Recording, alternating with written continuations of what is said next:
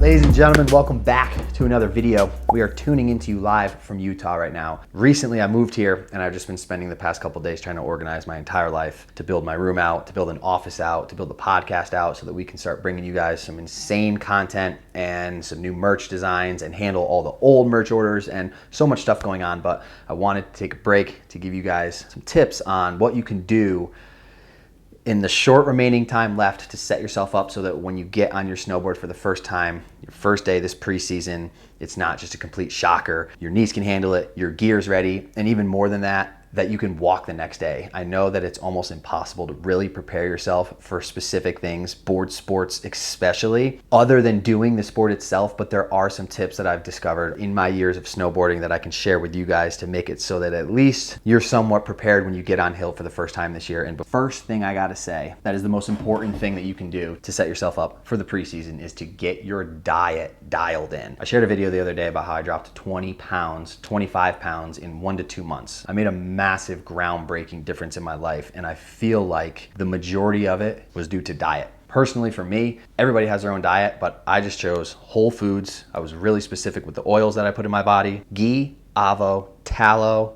grass-fed butter, or coconut, and nothing else. I cooked 100% of my own food. I was eating nothing fried, and I basically just stuck to almost all animal-based, but meats, fruit, veggies, and whole foods. Potatoes, rice, nothing processed, a lot of whole organic, pasture-raised dairy and wild meats. And I gotta say, the energy that you get, I don't know if it's just from the clean eating or from the fact that you're so disciplined with your eating that you feel like you've worked towards the energy that you have after being on point, and you will see the energy that you get and the things that your body is able to do when you switch your diet up properly. And that's what leads us into the next couple things, because now that you have this energy, the second tip that I wanna say is you gotta get moving.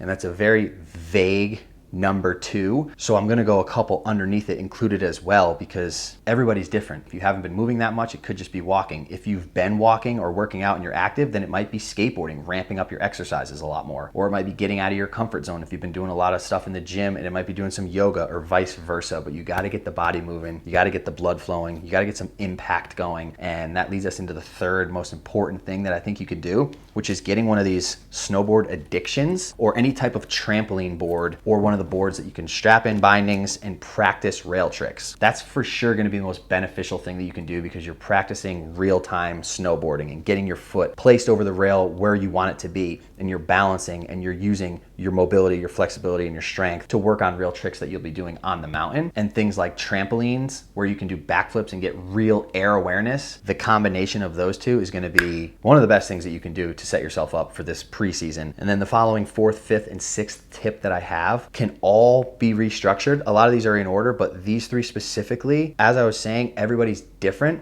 And if you're really flexible, then stretching might not be one of the most important things that you can do for preseason. You might wanna do some plyometrics. You might wanna do some skateboarding. You might wanna do some weight training. But for me, I'm saying number 4, most crucial thing that you can do is plyometrics and balance workouts. That's basically leading back to number 3, being on a snowboard addiction or some type of board where you're on an actual rail practicing the real tricks. That's what those plyometrics and that's what those balance exercises will do. I have all types of physical therapy, balance balls and pads that are softer or harder, so you can just work on balancing, or really any tools that you can find to work on strengthening yourself, and specifically strengthening each leg to be able to balance your entire body weight on. Number 5, remember these can be switched out, but I would say yoga and stretching, because as you're in these positions that I was talking about of having your binding on a rail and practicing and balancing, if you're not flexible enough to go low or get down while you have gravity and things to hold on to near you, it's gonna be very difficult to do that when you're in the air or you're moving high speed. So I believe that the stretching and the flexibility allows you to get better at the plyometrics and the balance workouts,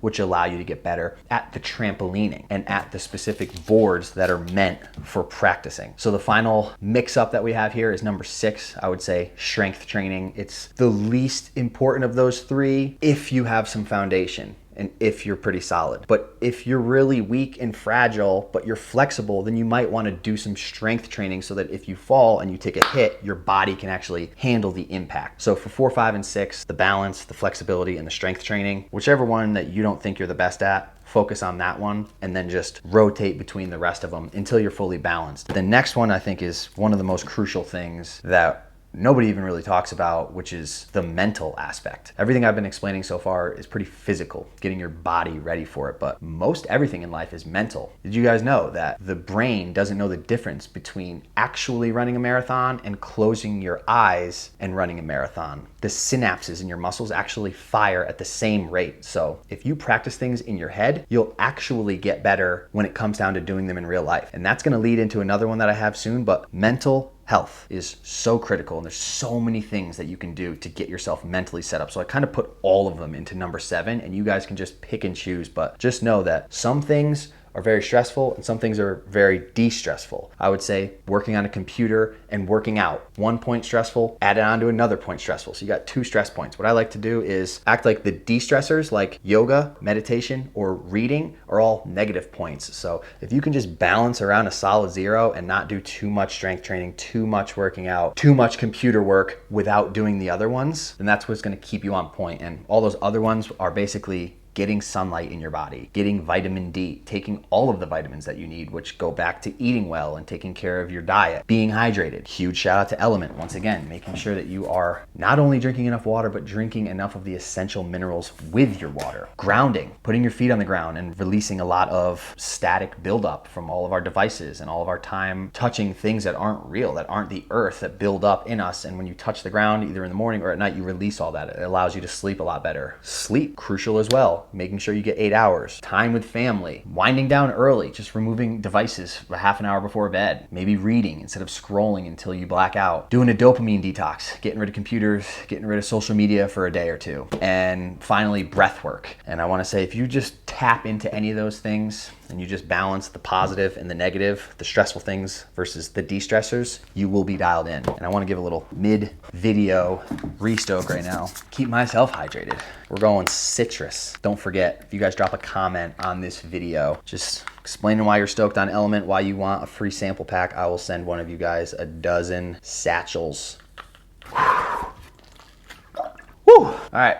Number 8, I kind of broke it down already with the mental visualization and how the synapses fire, and that is creative visualization. You can do this with anything in your life, but I truly believe that putting yourself in a scenario before you're there allows your brain, when you get there in real time in the future, to have it not seem like such of a shocker or like it's your first time. So not only do this with the good, but do this with the bad. When you go snowboarding for your first day, close your eyes and imagine yourself rolling up to the mountain, or imagine yourself cruising around and dealing with the problems that you might have so that you can solve them earlier, which might be having a dry board, which leads us into number 9. I'm just claiming, watch some videos from whichever resort that you're gonna be going to for your pre-season. They're all different. And depending on where you are, there might not be a lot of snow there. It might be specific trails. And I just want to say warning and caution. There's going to be dirt, there's going to be rocks, there's going to be grass. I combo this with potentially don't ride your new board. Ride an old beater board. Make sure you throw extra layer of wax on it. Obviously wax your board before preseason. I don't even need to say that, but that extra layer of wax might potentially help buffer some of the scratches that you're gonna get, but you don't wanna take a freshie out there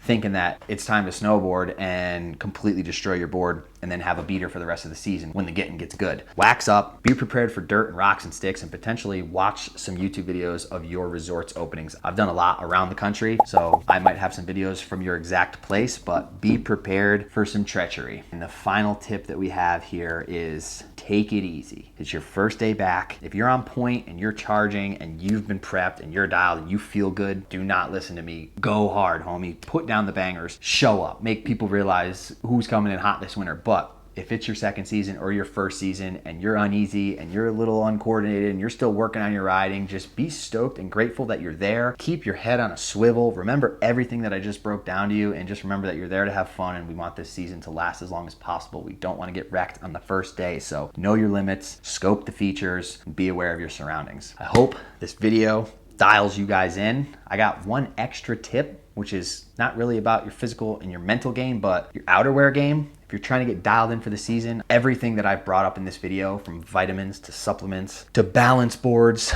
to obviously Element, I have workout equipment, yoga mats, rumble rollers, snowboards, gloves, everything that you could think of. I have a discount code. I'm trying to dial you guys in so that you can get deals on stuff, so you can save some money, so that you can shred as much as you can. Anytime you need a discount on something, hit me up either on Instagram or go to caseywillax.com. I have a discounts tab and check if there's a discount link in there before you pay full price for anything, because there's a lot of companies that are supporting me, and just clicking links that I share with you guys not only gives you guys a discount, but it also gives a kickback. So the companies like Element who supported this video will continue to do that. So one last time, thank you, Element. If you guys are stoked, prove it, drop a thumbs up. We need a couple thousand likes on this video as we roll into the preseason here. Snowboarding is right around the corner. Froth levels are maxing, and this video is actually dropping on my birthday if I get it out tomorrow, October 20th. So I appreciate all you guys, appreciate all the love, all the support, all the stoke. We will see you in another video. I'm obviously gonna leave some bangers here for a little montage to wrap up the final froth.